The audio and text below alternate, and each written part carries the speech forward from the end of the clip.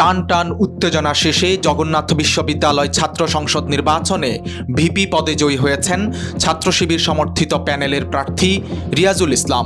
প্রথম 18টি কেন্দ্রের ফলাফল শেষেও এগিয়েছিলেন ছাত্রদল সমর্থিত প্রার্থী AKM রাকিব, কিন্তু শেষ হাসিটা তিনি হাসতে পারলেন না।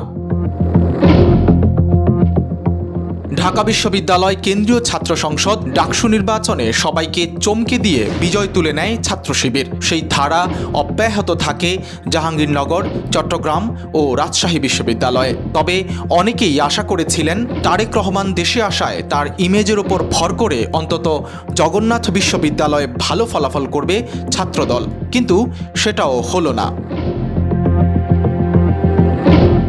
ভোট গ্রহণের প্রায় দুদিন পর বুধবার মধ্যরাতে জগন্নাথ বিশ্ববিদ্যালয় ছাত্র সংসদের পূর্ণাঙ্গ ফলাফল ঘোষণা করা হয়। তাতে দেখা যায় হাড্ডাহাড্ডি লড়াই শেষে ভিপি পদে জয়ী হয় শিবিরের প্রার্থী।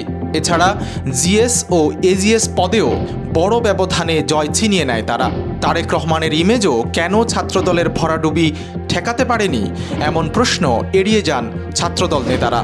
আমরা অনেকেই তো আশা করেছিলাম যে তারেক রহমানের ইমেজের একটা প্রভাব পড়বে, তো সেটা তো পড়ছে না মনে হচ্ছে। এই ব্যাপারে একটু বলবেন। আমরা বুঝতে পারতেছি না আসলে কোন জায়গাটাতে গভর্নমেন্ট হচ্ছে, কারণ আমরা তো বলছি যে পরিবার সবই ঠিক ছিল, কিন্তু একটা সময় একটা ব্রেক দিয়েছিল 20 মিনিটে।